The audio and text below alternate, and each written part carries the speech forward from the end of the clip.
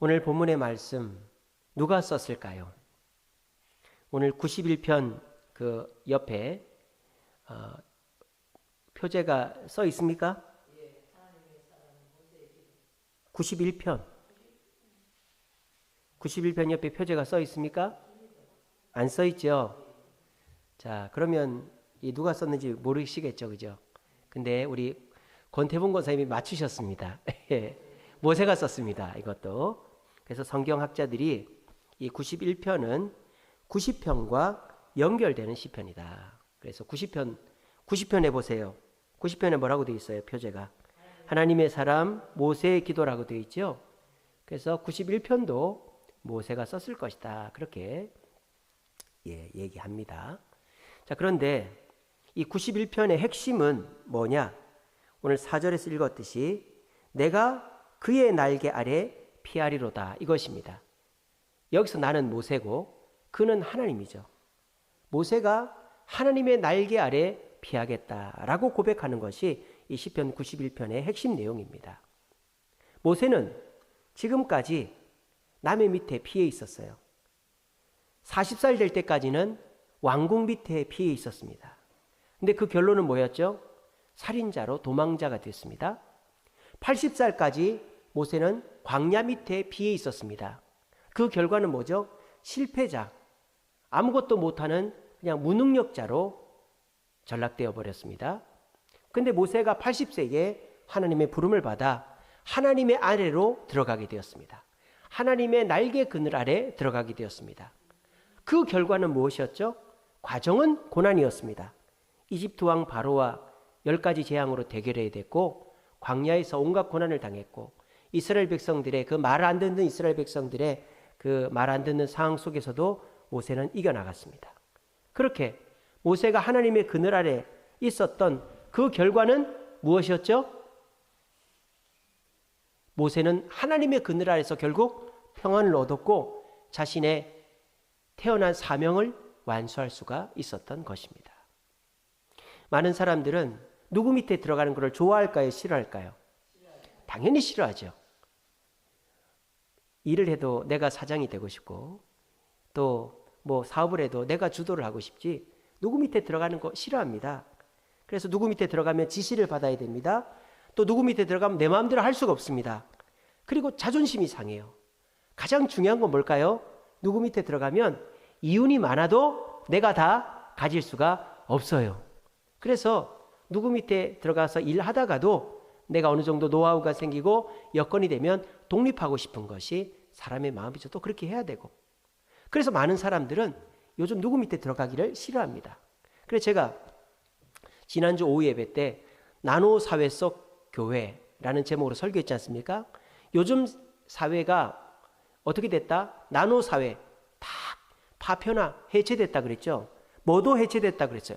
노동도, 직업도, 일도 해체됐다 그랬죠. 여러분, 노동은 절대 혼자 할 수가 없죠. 노동이라는 것은 사람이 함께 해야만 시너지 효과를 내는 것이기 때문에 노동은 무조건 함께 해야 되는 거라고 우리는 고정관념화되어 있는데, 요즘은 노동도 함께 하지 않습니다. 노동이 파편화되어 버렸어요. 어떻게? 그냥 내가 택배 일하고 편의점 일하고 누구 밑에 들어가지 않고 책임지는 자리 가지 않고 내가 일을 하다가 일하기 싫으면 그만둘 수 있는 그런 아르바이트, 그런 일용직, 그런 나 혼자서 하는 일로 일을 하고자 하는 시대가 오늘날 이 시대다라는 거예요. 이게 왜 그렇다? 책임지는 자리에 있기 싫고 누구 밑에 들어가기 싫다는 거죠. 요즘 사람들의 마음이에요. 근데 오늘 모세는 우리가 하나님의 그늘 아래 들어가야 된다라고 말하고 있습니다. 이 말을 듣는 사람들이 일단 사업을 하시는 분이나 내가 자영업을 하시는 분, 굉장히 주도적인 분들은 기분이 나쁩니다. 왜 내가 남의 밑에 들어가야 돼? 나 혼자서 충분히 먹고 살 수 있고 다 해결할 수 있는데 나는 하나님 밑에 들어가는 게 아니라 내가 필요할 때만 하나님을 부르고 찾을 거야. 많은 그리스도인들이 그렇게 생각합니다. 근데 여러분, 과연 내가 나를 다 책임질 수가 있을까요? 내가 나를 다 책임진다는 것은 참 이상이고 허상이죠. 어떤 TV쇼에서 지나가는 사람들을 이렇게 세워놓고 인터뷰를 하는 그런 장면이 있었습니다. 근데 이제 트럭 기사분이었어요. 그래서 트럭 기사분한테 질문을 합니다. 여러 가지 질문을 하는 중에 이렇게 질문했어요. 선생님은 과거로 돌아간다면 몇 살 때로 돌아가고 싶으세요? 그렇게 질문했어요. 그래서 그 이제 인터뷰하는 사람은 아마도 뭐 젊었을 때, 건강할 때, 뭐 나이가 들면 운전을 해도 피곤하고 뭐 화장실도 자주 가야 되고 당뇨도 오고 운전하시는 분들이 잘 쉬지를 못하고 밥을 급하게 먹고 이러다 보니까 당이 많이 온대요.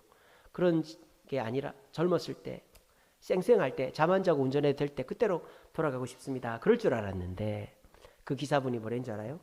몇 살로 돌아가고 싶습니까? 그랬어요. 그러니까 이분이 몇 살로 돌아가고 싶다 그런 줄 알아요? 현재를 읽고 싶다. 예, 그건 아닙니다. 과거로 돌아가고 싶다 그랬어요. 몇 살로 돌아가고 싶다 그랬을까요? 보통은 뭐 철없던 학생 시절 또는 부모 밑에 있던 어린아이 시절로 돌아가고 싶다 그러잖아요. 근데 이분은 몇 살로 돌아가고 싶다 그런 줄 알아요? 3살로 돌아가고 싶대요. 3살로. 3살 때 기억이 있기는 한가 봐요. 3살로 돌아가고 싶대. 왜 3살로 돌아가고 싶습니까? 그랬더니 이분이 뭐라는 줄 알아요? 내가 아무것도 책임지지 않는 나이대로 돌아가고 싶다는 거죠. 그러니까 어린아이는, 그러니까 내가 3살, 한 4살, 5살 되면 이제 인지력이 생기잖아요. 그러면 부모가 뭐 엄마 해봐, 아빠 해봐, 뭐 그런다든지, 뭐 1, 2, 3, 4, 뭐 또는 한글 이런 거 이제 내가 뭔가를 해야 되고 거기에 대해서 책임을 져야 되는 나이가 된단 말이에요. 그런데 그런 나이 자체가 싫다 이거예요. 왜 그럴까요? 이분은 너무나도 많은 책임에 스트레스를 받고 있는 거예요. 이분은 어떤 책임들요? 이게 여러분들 아시다시피 트럭 기사들은 자영업이잖아요. 그럼 그 트럭들을 다 자기가 샀단 말이에요. 그러면은 그게 현금 다 주고 산 거겠어요? 아니죠. 빚으로 산 거예요. 그게 은행 대출로 산 거예요. 막 비싼 거는 1억까지 합니다. 트럭이 한 대가. 그러면은 열심히 돈 벌어가지고 한 달에 500만 원, 1000만 원 벌어도 한 500만 원은 그 한 달 그 대출 또 이제 그 갚아 나가는 돈으로 나가는 거예요. 그래서 5년 이렇게 해가지고 한 6, 7년 해가지고 그 산 차에 대한 빚을 다 갚고 나면 그 차가 이제 헌차가 되는 거예요. 장고장이 나는 거예요. 그러면 겨우 한 10년 몰다가 또 바꿔야 되는 거예요. 그러니까 이렇게 트럭 운전을 하면 돈 많이 벌고 이제는 부자 될 줄 알았는데 이게 계속 이 빚 감당하다가 몸은 낡아지고 차는 감가상각이 오고 그리고 이 짐을 운송하는 이 콜도 점점 줄어들고 경쟁이 심해지고 그러니까 자기가 져야 될 짐이 너무 많다는 거예요. 애들은 커나가고 집에 갖다 줘야 될 돈은 줄지 않고 그러니까 이분이 하는 말이 나는 책임지지 않는 나이 3살 때로 돌아갔으면 좋겠다. 그렇게 얘기를 했다는 거예요. 그 얘기를 듣고는 다들 참 씁쓸한 표정을 지었다고 그래요. 여러분 우리가 모든 것을 다 감당할 수 있다면 책임지는 자리에 있으면 되겠죠. 근데 인간은 절대 모든 것을 다 감당할 수가 없어요. 그래서 사람은 책임에 지쳐 있단 말이에요. 우리 부모 세대들 지금 책임에 지쳐 있습니다. 여러분들도 그렇지 않습니까? 그래서 코로나를 지나고 50대, 60대들은 이제 쉬고 싶은 거죠. 그래서 직장도 그만두고 벌어놓은 돈 뭐 굶지는 않으니까. 그래서 연금 나올 때까지 내가 그냥 벌어놓은 돈 쓰면서 버티며 살겠다. 그러는 분들이 많아요. 왜? 책임지는 자리에 다시 가는 게 너무 싫거든요. 근데 그거를 그 50대, 60대 어른들이 그냥 밖에서만 나 책임지는 거 싫다 이렇게 하느냐. 그 모습을 집에 가서도 아이들한테 보여주는 거죠. 그래서 아이들도 우리 엄마 아빠가 회사에서 또 가게에서 사람들 사이에서 책임지는 일을 하느라고 지쳐가지고 책임지는 일을 하기 싫다라고 막 이렇게 얘기하고 저렇게 얘기하고 이렇게 통화하고 저렇게 막 하소연하고 하는 거를 자녀들이 집에서 다 들었단 말이에요. 그래서 지금 20, 30대들은 책임지는 직장을 안 가지려고 하는 거예요. 제가 몇 번 말씀드렸잖아요. 요즘 아이들 정규직 싫어한다고요. 제가 헬스장에서 운동하다가 샤워하고 옷 갈아입는데 그 20대 청년들끼리 하는 얘기를 들었어요. 어떤 청년이 야 우리 사장님이 나보고 정규직 하란다. 잘 됐네. 정규직 하면 뭐 보너스도 나고 4대 보험 다 되고 좋잖아. 그랬더니 난 싫은데 그러는 거예요. 왜? 내가 그만두고 싶을 때 못 그만두잖아. 그러는 거예요. 차라리 그냥 알바하다가 나 쉬고 싶을 때 쉴래. 그렇게 하는 거예요. 그렇게 해서 요즘 젊은 아이들은 정규직을 싫어합니다. 그리고 승진을 시켜준다고 해도 월급을 더 준다 그래도 책임지는 자리를 싫어하는 거예요. 그냥 내가 남의 밑에 있다가 있는 듯 없는 듯 일하면서 내가 슬 빠지고 싶을 때 빠져나오기 좋은 직장에서 일하고 싶다. 그런 책임을 지기 싫어하는 자녀들의 모습이 어디서 배운 것일까요? 학교에서 배운 걸까요? 집에서 배운 거죠.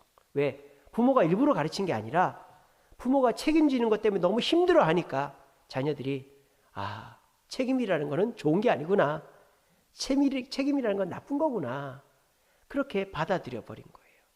참 씁쓸한 현실이죠. 그래서 요즘 젊은 세대나 나이 든 세대나 책임지는 것에 대해서 굉장히 거북해합니다. 근데 웃긴 건 뭐예요? 책임은 지기 싫어하면서 내 마음대로 하고 싶은 거예요. 이게 말이 안 되잖아요. 내 마음대로 한다는 것은 무슨 뜻이에요? 책임을 진다는 거죠. 근데 또 책임은 지기 싫어해요. 자, 이게 누구의 술책일까요? 마귀의 술책이죠. 여러분 잘 보세요. 내가 내 마음대로 하고 싶어요. 그래서 내 마음대로 해요. 직장도 나가고 싶을 때 나가고 나가기 싫을 때 안 나가고 내가 늦게 일어나고 싶으면 늦게 일어나고 먹고 싶을 때 먹고 또 사람도 안 만나고 이런단 말이에요. 근데 사람들의 간섭은 받기 싫어요. 그래서 내가 그렇게 사는데 그러면 내가 책임을 져야 되는데 또 책임은 또 지기 싫어요. 그러면 어떻게 됩니까? 그 사람은 자기 인생을 책임지지를 못하는 거예요. 그래서 젊을 때야 20, 30대야 아르바이트 하면서 어찌어찌 살겠죠. 몸 건강하니까 어디 가서든 일할 수 있습니다. 40대 접어들면서 몸이 아프기 시작합니다. 근데 생활 습관이 이상하게 된 사람은 힘든 일을 못합니다. 그러면 아르바이트 하다가 결국 몸 아프고 그렇게 하면은 그 일도 못하게 되는 거예요. 그게 마귀의 술책이죠. 결국 너 마음대로 살면서 책임은 지기 싫지만 네 인생도 책임 못 지는 현실이 너에게 다가올 거라는 걸 얘기는 안 해주는 거예요. 그냥 너 하고 싶은 대로 해. 그렇게 살아. 그렇게 얘기하는 거예요. 오늘날 젊은이들이 그렇게 살고 있는 것입니다. 책임에 대해서 책임은 좋은 것이고 책임을 져야만 내 인생이 형통해진다는 걸 가르치는 데는 교회밖에 없는 것 같아요. 세상에서도 뭐라고 합니까? 그냥 욜로 너의 삶은 한 번뿐이니까 놀면서 지내라고 하고 그냥 뭐 학교에서도 공부 안 해도 학생 인권 조례 때문에 깨우지도 않고 그렇게 하는 거예요. 여러분, 우리 인생은 누군가가 책임을 져줘야 돼요. 내가 책임을 지기 싫으면 누군가에게 내 인생을 좀 책임져 달라고 부탁을 해야 되는 겁니다. 근데 참 우리 그리스도인들은 감사하게도 우리 인생을 책임져 주는 분이 계십니다. 그분이 누구십니까? 바로 우리 하나님 예수님이라는 것입니다. 그래서 오늘 하나님께서 뭐라고 하십니까? 나에게 오라고. 내 그늘 아래, 내 날개 그늘 아래 오라고. 그렇게 초청하고 있는 것입니다. 오늘 이 금요기도에 나오신 여러분들은 여러분들이 혼자서 그 모든 짐을 짊어지는 게 너무 힘이 들고 어려우니까 주님의 날개 그늘 아래 오신 것이죠. 여러분들은 너무너무 잘하신 거예요.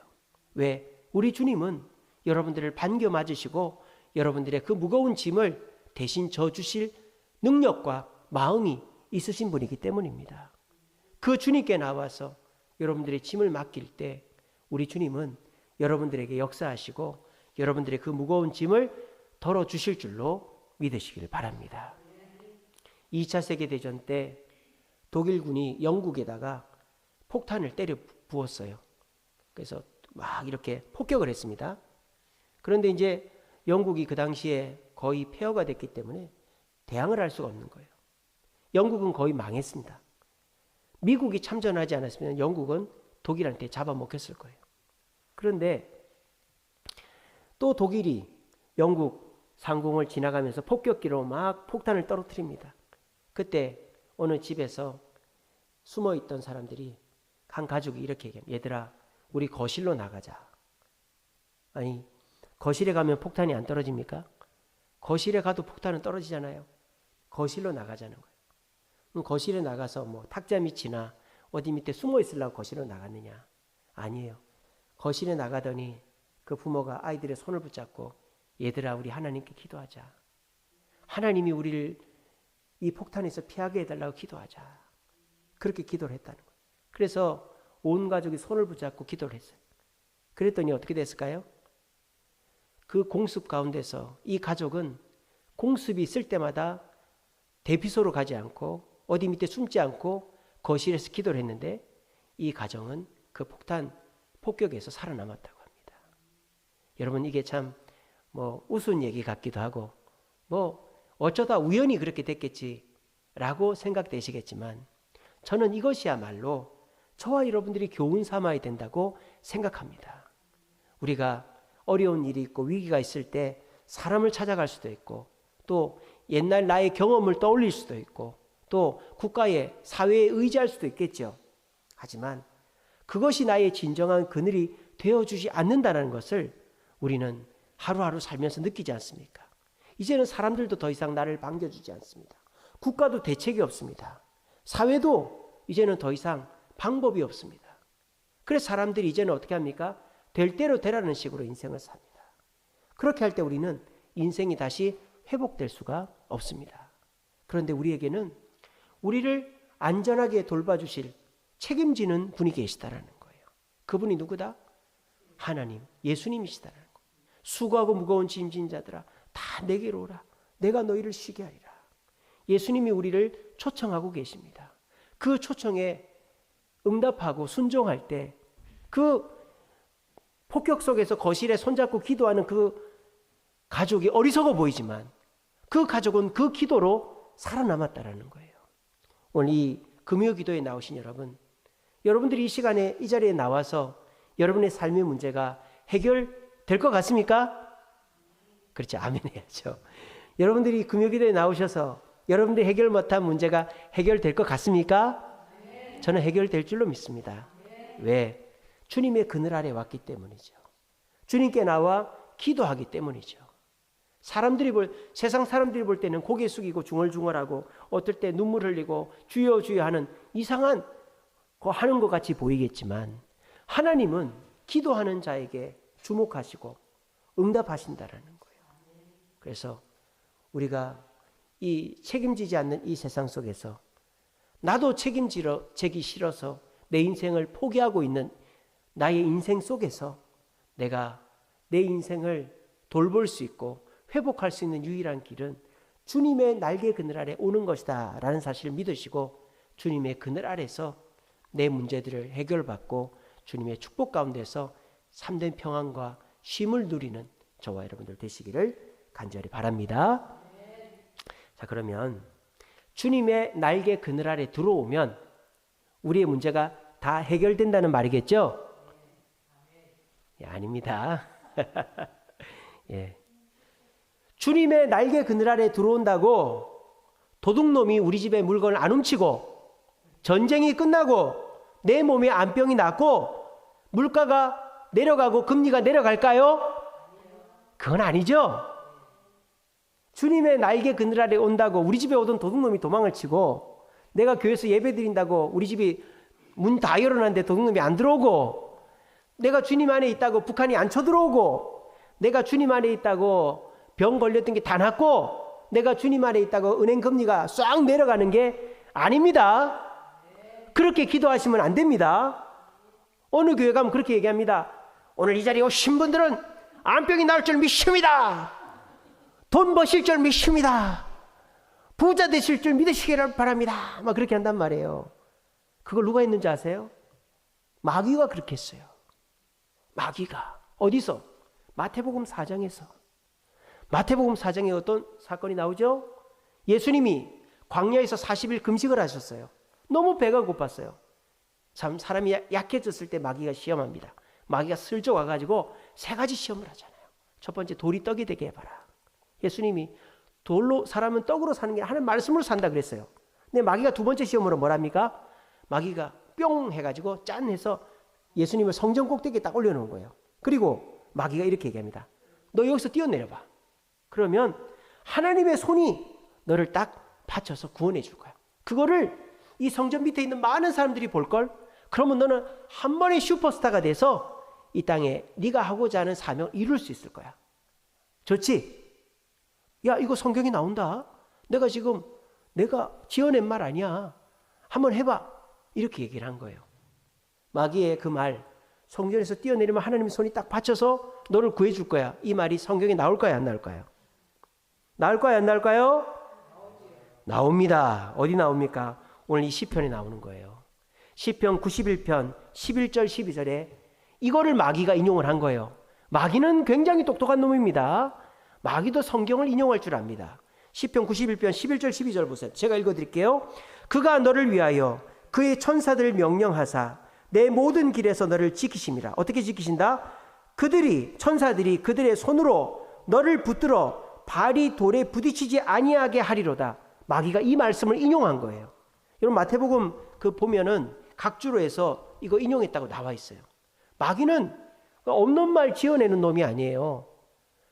한 80%는 맞는 말인데 20%만 나쁜 자기 뜻을 보태는 거죠. 그 이단이 뭡니까? 끝단자 다를 이자자는 끝에 가서 다르단 말이에요. 이단은. 그러니까 80%는 같은 거예요. 끝이 다른 게 이단이에요. 그래서 마귀는 지금 없는 말 지어낸 게 아니에요. 이건 하나님 말씀이죠. 근데 이거를 잘못 적용하고 있는 거죠. 여러분, 하나님은 성전에서 누군가가 뛰어내리면 건져줄 수 있어요, 없어요? 있죠. 근데 그게 내가 건져달라고 한다고 건져주겠어요? 아니죠. 내가 건져달라고 하면 건져줄 수도 있고 안 건져줄 수도 있어요. 이게 무슨 말입니까?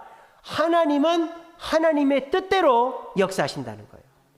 그러니까 말씀에 수고하고 무거운 짐진 자들아 다 내게로 오라. 내가 너를 쉬게 하리라. 그렇게 써 있다고 주님 저 왔으니까 제 문제 다 해결해 주세요. 라고 기도하면 하나님의 문제를 한꺼번에 다 해결해 줍니까? 아니죠. 내가 주 예수를 믿으라. 그래야만 너와 내 집이 구원 얻으리라. 이 말씀이 사도행전에 있지 않습니까? 그 말씀을 아멘 했어요. 그러면 그 순간에 갑자기 우리 집안 식구들이 다 예수 믿습니까? 아니죠. 하나님의 때에 하나님의 방법대로 말씀은 이루어지는 거예요. 말씀은 이루어지지만. 근데 마귀는 지금 어떻게 하는 거예요? 하나님의 때와 방법을 네가 정하라는 거죠. 그거는 하나님의 뜻을 내 마음대로 이제 적용하겠다라는 거예요. 지금 그렇게 하라고 마귀가 종용하는 거죠. 자, 이렇게 할 때 어떤 문제가 생깁니까? 여러분들이 정말 급하고 초신자 때는 하나님께 기도하면 하나님이 응답을 해주십니다. 내가 기도한 대로 응답이 되는 경우도 있어요. 근데 그거를 가지고 하나님은 내가 기도하면 무조건 응답해 주셔. 이거는 잘못됐다라는 거예요. 그러면 반드시 시험 듭니다. 전에는 응답됐는데 왜 지금 응답 안 되지? 하나님 없는 거 아니야? 이게 뭐예요? 사탄 마귀의 계략이다 이 말이에요. 마귀는요, 하나님의 말씀이 내 뜻대로 이루어진다라고 착각하게 만드는 거예요. 그래서 한두 번 그렇게 된 걸 가지고 보편적 일반화라 그러죠. 한두 번 된 것을 항상 그렇게 되는 것으로 착각하게 만드는 거예요. 우리가 하나님의 날개 그늘 아래 들어갔을 때 도둑놈이 우리 집에 안 들어오고 전쟁이 없어지고 내 암병이 낫고 물가가 내려가고 내 은행 금리가 확 내려가고 그렇게 될 줄 믿습니다 하면은 큰일 나는 거예요. 그러면 나는 시험 들고 하나님을 원망하면서 교회 떠나는 거예요. 그럼 도대체 이게 무슨 말이냐? 하나님의 날개 그늘 아래 들어가면 하나님이 나를 보호하시고 문제에서 나를 해방시켜 주신다며, 나를 책임져 주신다며.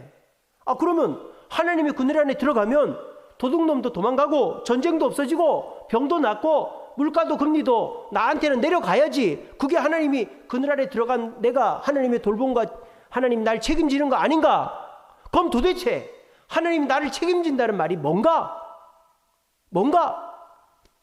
자, 15절을 보시기 바랍니다.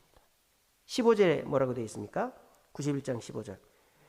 그가 내게 간구하리니 내가 그에게 응답하리라. 그들이 환난 당할 때에 내가 그와 함께하여 그를 건지고 영화롭게 하리라. 여기서 핵심이 되는 건 두 문장이에요. 첫째는 환난 당할 때 내가 그와 함께한다라는 거예요. 첫 번째는. 두 번째는 뭐냐? 내가 그를 건지고 영화롭게 한다라는 거예요. 자, 하나님의 날개 그늘 아래 들어갔을 때 하나님은 내 모든 문제, 내 모든 질병, 내 모든 어려움을 들어갔다고 무조건 해결해 주는 게 아니라는 거예요. 하나님의 그늘 아래 들어가면 두 가지를 해주신다는 거예요. 첫째는 환난 당할 때 나와 함께 하신다는 거고요. 두 번째는 나를 영화롭게 하신다는 거예요. 자, 이게 환난을 없애주는 것보다 나은가? 나은 겁니다. 제 얘기를 잘 들어보세요. 여러분, 환난이 없거나 환난이 오지 않게 하나님 하실 수 있을까요? 없을까요? 있습니다. 하나님은 여러분들에게 환난이 오지 않게 하실 수도 있고요. 왔던 환난을 그냥 없애버릴 수도 있어요. 자, 그런데 하나님은 지금 그렇게는 안 하신다는 말이에요. 그럼 어떻게 하신다는 말입니까? 여러분들에게 환난이 왔을 때 하나님이 옆에 계셔 주겠다라는 거예요. 아니, 환난이 안 오게 하면 되지. 환난이 왔을 때 옆에 있어 주는 게 뭐 차이가 있나? 그냥 나는 환난이 안 왔으면 좋겠는데 옆에 있어 주는 게 더 좋은가? 더 좋은 겁니다. 이건 뭐하고 비교할 수 있느냐? 하나님이 에덴 동산에 선악을 알게 하는 나무를 만드신 것과 똑같은 거예요. 자, 하나님 다 먹으라 그랬죠. 근데 선악을 알게 하는 나무 열매만 먹지 말라 그랬죠. 참 치사합니다. 아, 그것도 먹으면 안 되나? 아니면 선악을 알게 하는 나무를 없애버리든가. 근데 하나님이 그 나무를 왜 만들었을까요? 하나님이 자신을 뭐 해라? 기억해라. 내가 너희들과 함께 하는 것을 기억해라. 그리고 그 열매를 먹고 싶은데 못 먹을 때마다 하나님의 뜻에 순종해야 된다는 것을 기억하라는 의도로 선악을 알게 하는 나무를 중간에 만들어 놓은 거예요. 자, 환난이 우리에게 다가오는데 그걸 없애주거나 안 오게끔 하지 않고 환난이 올 때 내 옆에 계시겠다라는 게 무슨 의미인가? 그 환난을 하나님이 함께 싸워 이기겠다라는 것입니다. 하나님이 나와 함께 하심을 느끼게 해주겠다라는 것입니다. 그리고 하나님이 함께 하시어 문제가 해결되었을 때 하나님께 감사하게 하겠다라는 것입니다. 여러분, 임진왜란이 벌어졌을 때 선조 임금은 도망을 쳤어요. 왕궁을 버리고 신의주까지 갔다가 중국 땅 넘어갈 뻔했어요. 그래서 백성들은 왕을 신뢰하지 않았어요. 근데 누구를 신뢰합니까? 이순신 장군을 신뢰했습니다. 왜? 이순신은 도망가지 않고 백성들과 함께 일본과 맞서 싸웠기 때문입니다. 이게 중요한 것이죠. 문제가 있을 때 그 문제에서 피하지 않고 옆에 있어 줄 때 뭐가 생깁니까? 전우애가 생기는 겁니다. 사람이 군대를 갔다 오면 친구가 생겨요. 왜? 같이 고난을 겪었기 때문입니다. 저도 군대에 가니까 제 나이보다 1살 많은 애들이 제 동기였어요. 어떤 애는 동대문에서 옷장사하고, 어떤 애는 깡패하다 온 애도 있고, 어떤 애는 전기 기술자도 있고, 어떤 애는 고려대학교 수석으로 들어간 애도 있고, 다양한 애들이 있었어요. 근데 같이 고생하고 같이 맞고 같이 막 뒹굴고 자고 웃고 이렇게 하니까 제대하고도 저 결혼할 때까지 연락을 했었습니다. 제가 유학 가고 연락이 끊어졌어요. 제 휴대폰을 바꾸는 바람에. 그래서 고생을 같이 하면 전우애가 생기는 거예요.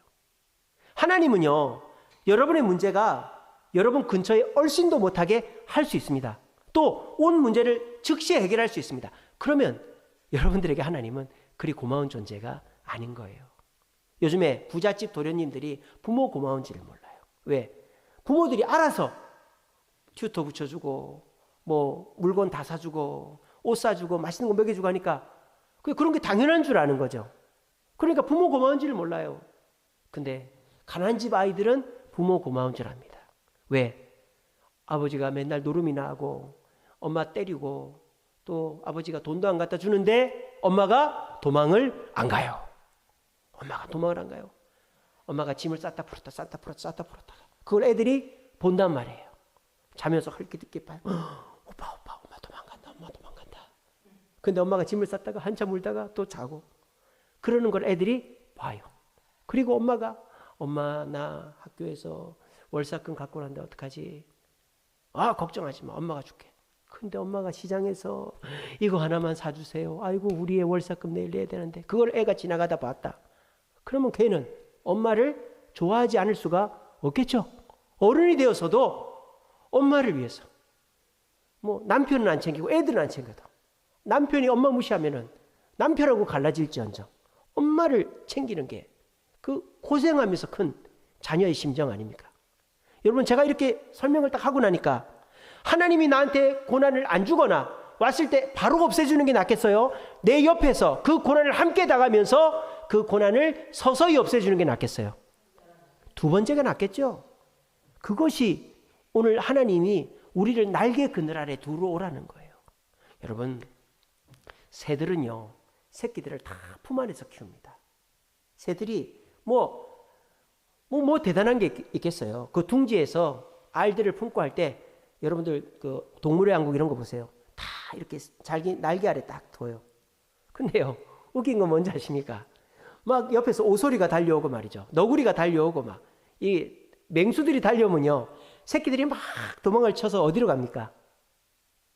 엄마 날개 밑으로 가요. 엄마 날개 밑이 과연 안전할까요? 더 위험할 수도 있지 않나요? 엄마를 잡아먹고 나면 어떻게 된다는 얘기예요? 그러면 새끼들이 바로 잡아먹히잖아요. 근데요 엄마는 내가 잡아먹힐지언정 애들을 날개 밑에다 놓고 숨겨줍니다. 돌이 날아오고 비가 떨어지고 불이 나도 엄마는 새끼들을 날개 밑에 둡니다. 그 날개가 뭐라고? 불 붙으면 타고 돌 오면은 부러지는 게 날개예요. 그 날개가 뭐라고? 근데 그 날개 밑에 있는 새끼들은 안심을 하는 거예요. 왜? 엄마는 절대 우리를 포기하지 않는다. 이게 뭐예요? 이게 환난이 없는 것보다 더 위대한 거다라는 거예요. 엄마는 나를 포기하지 않는다. 그래서요 새들은 본능적으로 싸울 때 어떻게 합니까? 날개를 핍니다. 공작도 여러분 공작이 그 꼬리를 활짝 피면 이쁘죠? 그게 나 이런 꼬리 있다 하면서 자랑하는 게 아니고 너 오지 마 이런 뜻이에요. 오면 너 쪼아버린다 이런 뜻이에요. 그러니까 위협을 하는 거예요. 지 나름대로는. 그래서 날개를 피는 거예요. 그래서 이 새들은요 날개를 피는 것은 내가 싸우겠다 이 뜻이에요. 그게 어디서부터 학습된 걸까요? 어미새로부터 학습이 된 거예요. 어미새가 위험할 때마다 날개를 펴서 보호하기 때문에. 그 날개가 뭐라고? 여러분 이 교회가 뭐라고? 이 예배가 뭐라고? 이 기도가 뭐라고? 여러분들의 그 고난을 면하게 해준단 말입니까? 근데 이 예배가 이 기도가 이 자리가 하나님이 계신 자리라면 하나님은 여러분들을 절대 내버려 두지 않고 끝까지 책임지셔서 여러분들을 보호하신다. 그런 자리가 이 자리인 거예요. 세상에 사람들이 말을 번지르르하게 합니다. 저한테 오시면 제가 다 해결해 드릴게요. 제가 예전에 잘했던 거 아시죠? 저한테 오세요. 가보면 달라요. 말이 바뀝니다. 예전에 오라 했는데 지금 가면 싫어합니다. 예전에 내가 잘했는데 지금은 못할 것 같습니다. 그게 세상의 그늘이에요. 근데 주님은요, 주님이 그 날개가 뭐라고? 돌에 맞으면 부러지고 불이 나면 탈 수밖에 없는 그 날개인데도 주님이 여러분들과 함께 해주시겠다라는 거예요. 그게 뭡니까? 내가 환난 날에 너와 함께 한다라는 거예요. 우리 하나님은 환난 날 때 도망갈 수 있습니다. 우리 곁에 굳이 있어야 될 필요가 없어요. 근데 우리 곁에 계시겠다는 거예요.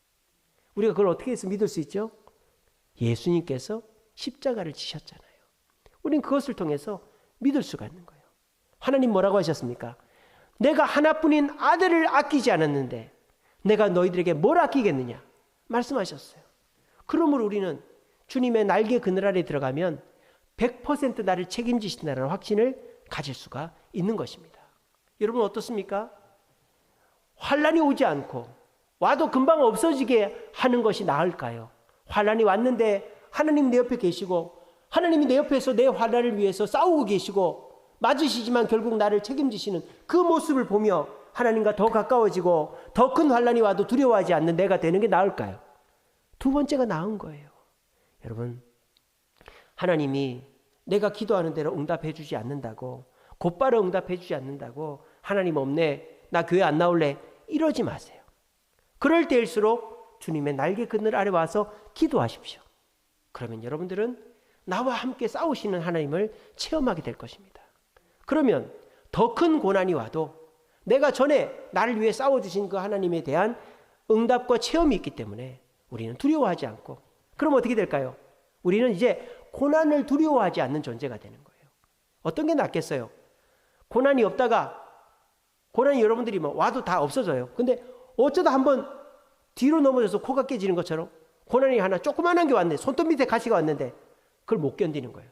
누가? 부잣집 아이들이, 누가? 권력자들이.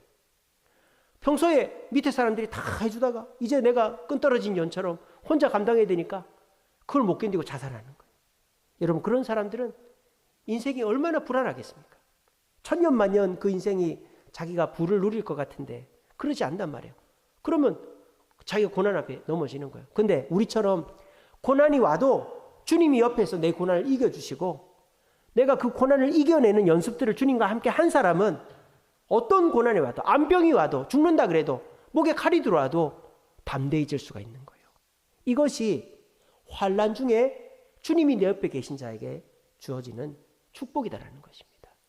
오늘 여러분들은 그 자리에 왔어요. 여러분, 환난이 없어지는 것보다 주님이 내 옆에서 함께 싸워주시는 것이 더 귀하다는 걸 믿으시고, 주님의 그 은혜, 나의 옆에 싸워주시는 것을 감사하며 주님의 날개 그늘로 피하시고 더 주님께 가까이 가는 저와 여러분 되시기를 간절히 바랍니다. 그리고 두 번째로 주님의 날개 그늘 아래가 중요한 게 뭐라고 그랬습니까?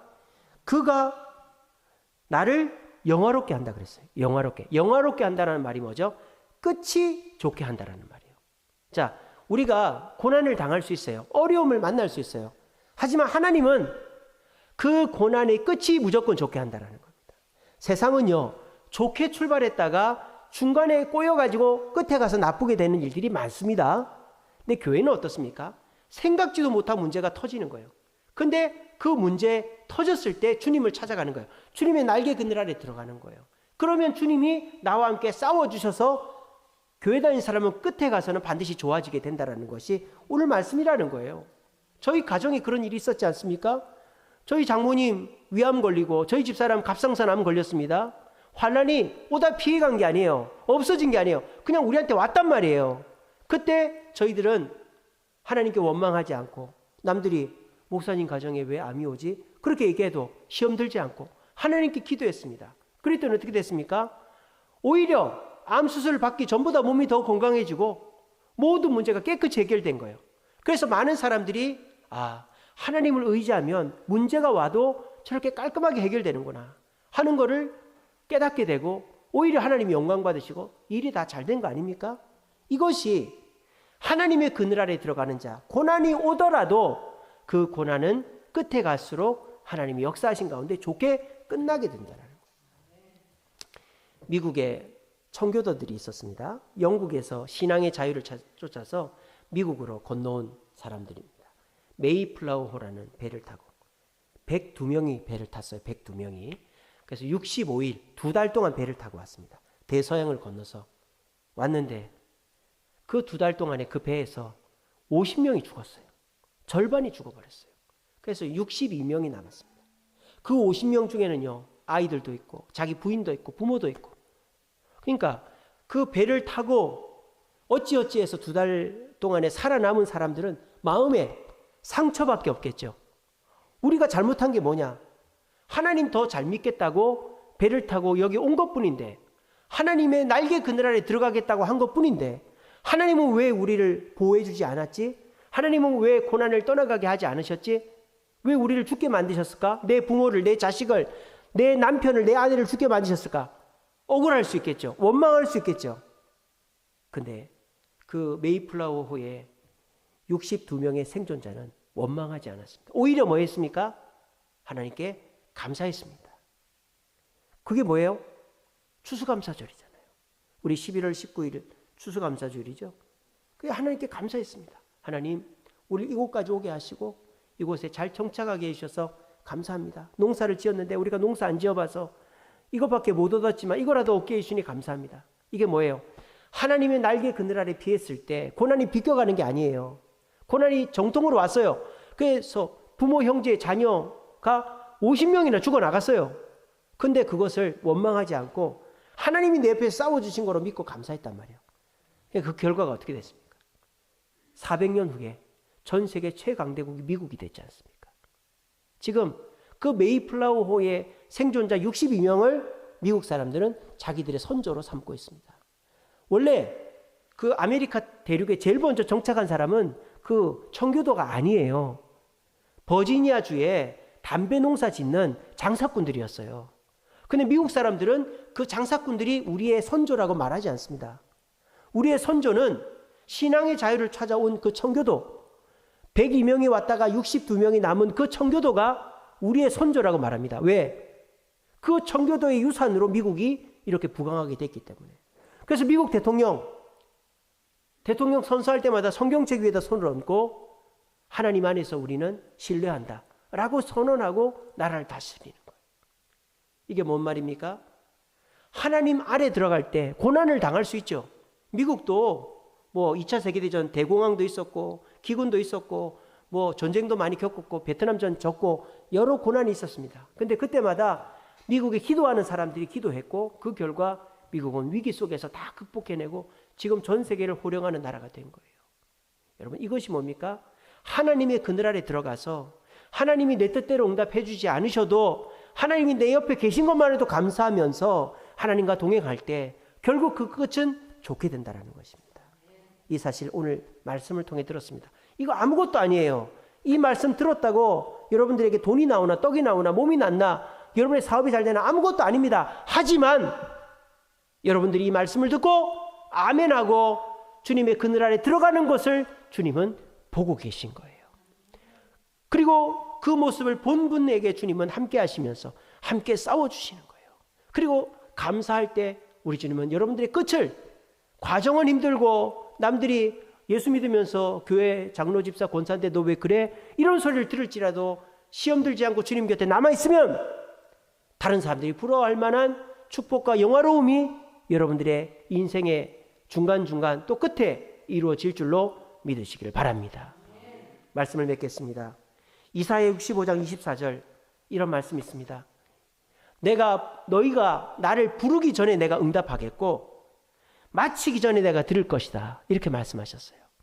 부르기 전에 응답하겠고 마치기 전에 내가 들을 것이다. 이건 무슨 말입니까? 나는 너희의 마음을 다 알고 있다 이 말이죠. 자, 하나님은요 모두의 마음을 알고 계시죠. 불신자의 마음도 알고 계시고 신자의 마음도 알고 계세요. 신자들 중에서도 주님의 날개 그늘 밖에 있는 사람의 마음도 알고 계시고 주님의 날개 그늘 안에 들어와 있는 사람의 마음도 알고 계세요. 그런데 하나님은 누구의 마음을 들어 부르기 전에 응답하시고 마치기 전에 들으실까요?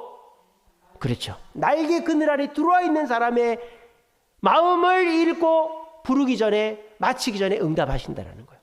이 예가 있어요. 중국 선교를 했던 허드슨 테일러라는 영국 선교사가 있습니다. 이 사람이 상해에서 선교를 하는데 선교부에서 선교하지 말라는 거예요. 왜? 자꾸 민원이 들어와가지고 선교하니까 중국 사람들이 싫어해서 그 영국과의 관계가 나빠지니까 선교하지 말라고 그러는 거예요. 그래서 이 허드슨 테일러가 그래 상해나 뭐 천진이나 이런 그 해안선에서 선교 안 하고 중국 내륙으로 들어가요. 황하강을 따라서 중국 내륙으로 들어가서 중국 본토 사람한테 전도해야 되겠다. 그 내지 선교회라는 걸 만들었어요. 그래서 영국 본부에서 반대하는데도 이 허드슨 테일러가 편지를 보냈어요. 저는 중국 사람 옷을 입고 중국 사람 머리를 하고 중국 속으로 들어가서 1억 5천 명의 중국 사람 전도하겠습니다. 그때 당시 인구가 1억 5천밖에 안 됐나 봐요. 1억 5천, 지금은 14억인데 1억 5천에게 전도하겠습니다. 이렇게 한 거예요. 그리고 하나님께 기도합니다. 하나님, 제가 중국 내지로 들어갑니다. 하나님 저를 도와주세요. 돈도 부족하고 길도 잘 모르고 걱정도 많이 됩니다. 저를 도와주세요. 그렇게 기도하고 들어갔어요. 근데 편지가 온 거예요. 편지를 받았습니다. 한두 주 후에 편지를 받았어요. 기도하고 들어갔는데 편지를 열어보니까요. 800파운드가 들어있는 거예요. 800파운드. 이게 우리나라 돈으로 하면 130만 원이에요. 130만 원. 지금으로 130만 원 아무것도 아니죠. 여러분 200년 전, 거의 200년 전에 130만 원이라고 생각하세요. 13억보다 더한 돈이죠. 그죠? 800파운드. 우리나라 막 1원, 뭐 1전 이럴 때예요. 130만 원, 800파운드가 봉투에 들어있었던 거예요. 선교부에서 보낸 거죠. 그거를. 그렇게 반대했는데도. 그 선교사 간다는데 어떻게 그냥 보내겠습니까? 근데 여러분, 그 편지에 그 찍혀있는 그 소인 날짜를 보니까 그 편지가 언제 온 편지인 줄 아세요? 이 허드슨 테일러가 이 내지 선교를 들어가겠다고 다짐하고 주님 들어갈 땐가 도와주세요 한 게 2주 전이었어요. 2주 전. 그렇게 기도한 게 2주 전. 근데 이 편지 껍데기에 도장이 찍혀 있는 거는 2달 전이었답니다. 2달 전. 그러니까 하나님은 이미 2달 전에 허드슨 테일러가 내지로 들어갈 것을 허락하시고 준비하시고 도와주셨다는 거예요. 2주 전에 기도하기 전에 이미 2달 전에 응답하신 거예요. 왜? 허드슨 테일러가 주님 품 안에 있었기 때문에. 그러니까 하나님이 허드슨 테일러의 마음을 다 아신 거죠. 그리고 미리 응답을 하신 거예요. 그 선교부의 마음을 움직여서 허드슨 테일러가 기도하기도 전에 800파운드를 보내게끔 하신 거예요. 여러분들도 마찬가지입니다. 여러분 참 힘들 때마다 그때그때 기도하는 거 힘드시죠? 짜증나시죠? 내가 언제까지 이렇게 해야 되나? 여러분 그렇게 안 할 수도 있습니다. 어떻게? 새벽 기도를 나오시는 거예요. 수요기도 금요기도를 나오신 거예요. 그렇게 주님 그늘 아래 항상 있는 거예요. 그리고 주님과 항상 대화하는 거예요. 그러면 내가 부르지 않아도 주님은 알아서 내 문제를 해결해 주신다. 제가 요즘에 전도하고 하니까 주님이 저를 좀 이쁘게 보시나 봐요. 그래가지고 광진경찰서에서 저 찾아왔다 그랬잖아요. 그래서 저는 뭐 잘못했나 했는데 신호회 부회장이 와서 예배 한번 드려달라고. 그 다음 주 수요일 날 광진경찰서 가서 예배 드리기로 했습니다. 여러분 이게 뭐예요? 내가 부르지도 않았는데 광진경찰서에서 도와준다고 그렇게 찾아온 거예요. 이게 뭡니까? 주님이 기뻐하시는 자리, 주님이 원하시는 자리에 가면 내가 부르기 전에 응답하시고 내가 마치기 전에 들으신다는 거예요. 이것이 주님의 그늘 아래 있는 자에게 주어지는 축복이다. 그러면 어때요? 걱정이 있어도 걱정할 필요가 없는 거예요. 걱정이 있을 때마다 어떻게 하면 돼요? 기대하면 되는 거예요. 하나님이 이 문제도 어떻게 해결하실까? 어려움이 있어도 어떻게 해결하실까? 기대하면 반드시 그 끝은 좋게 되는 것입니다. 여러분 그 교회에 나오는 게 뭐라고? 금요기도에 나오는 게 뭐라고? 기도하는 게 뭐라고? 어미새의 그 얇은 그 약한 날개가 뭐라고? 거기 아니 편안하다 이 말입니까? 그곳이 문제를 없애버리는 곳이 아니라 환난 중에 끝까지 책임을 지는 곳이고 그리고 나를 끝에 가서 영화롭게 하는 곳이기 때문에 그곳에 들어가는 거예요. 우리 주님 품 안은요. 내 문제가 없어지는 건 아니지만 거기 들어가 있으면 주님이 함께 싸워주시고 끝에 가서 승리케 하신 줄 믿으시고 우리 모두 부지런히 새벽에 나와 기도하시고 수요 금요기도 하시고 또 주님 부르심으로 주님 날개 그늘 아래서 문제를 두려워하지 않고 문제가 올 때마다 주님의 역사를 기대하면서 기쁨 가운데서 아주 행복한 신앙생활하고 행복하게 하루하루 살아가시는 저와 여러분 되시기를 간절히 바랍니다.